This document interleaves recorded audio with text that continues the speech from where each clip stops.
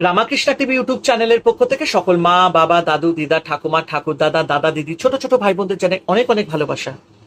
আম সবাই খেতে ভালোবাসে, তাই তো? সে কাঁচা আম হোক বা পাকা আম হোক, কিন্তু আমরা কি সবাই জানি যে এই আমের উপকারিতা কি?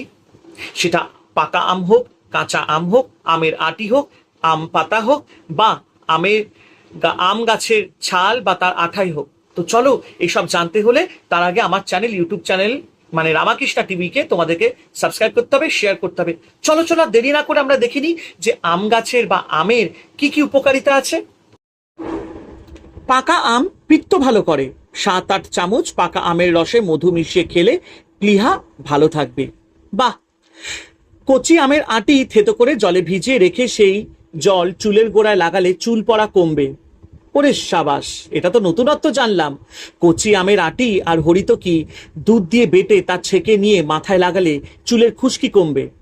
নাক দিয়ে রক্ত পড়লে কচি আমের নরম আটি শুকিয়ে গুঁড়ো করে তা নস্যির মতো করে নাকে টানলে রক্ত পড়া কমবে। আমাশা হলে কচি আম পাতা আর জাম পাতার রস গরম করে কয়েকদিন খেলে আমাশা কমে যাবে। কচি আম পাতা দাঁতে চিবালে দাঁত নড়া বা দাঁত পড়া কমবে। কচি আম পাতা পুড়িয়ে ছাই করে সেই ছাই জলে গুলে পোড়া ঘায়ে লাগালে ঘা সেরে যাবে। কচি আম গাছের নরম ছাল বেটে রস বের করে 1/2 কাপ দুধে সেই রস 2 চামচ মিশে তার সঙ্গে নিয়ে চিনি যোগ করে কয়েকদিন খেলে আমাশা সেরে যাবে। আম গাছের কচি ছালের উপরটা ছাড়িয়ে বেটে নিয়ে দইয়ের সঙ্গে মিশিয়ে খেলে পেট গুড়গুড় বা পাতলা দাস্ত হওয়া থামবে। নকুনিতে খুব কষ্ট হলে আম গাছের নরম আঠার সঙ্গে অল্প ধুনো মিশিয়ে নখের গোড়ায় তা লাগালে নকুনি সেরে যাবে। পায়ের তলা ফেটে গেলে চলতে ফিরতে বড়ই অসুবিধে হয়, আম গাছের আঠা পায়ের তলায় লাগালে তা সেরে যাবে।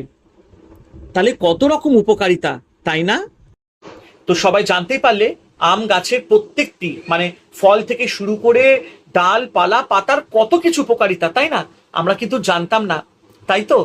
আর তাই জন্যই তো এই রামাকৃষ্ণা টিভি ইউটিউব চ্যানেলে নবদা তোমাদের জন্য সবসময় এরকম ভালো ভালো তথ্য নিয়ে আসে।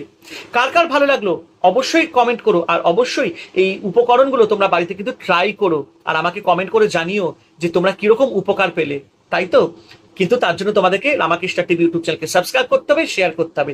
সবাই ভালো থেকো।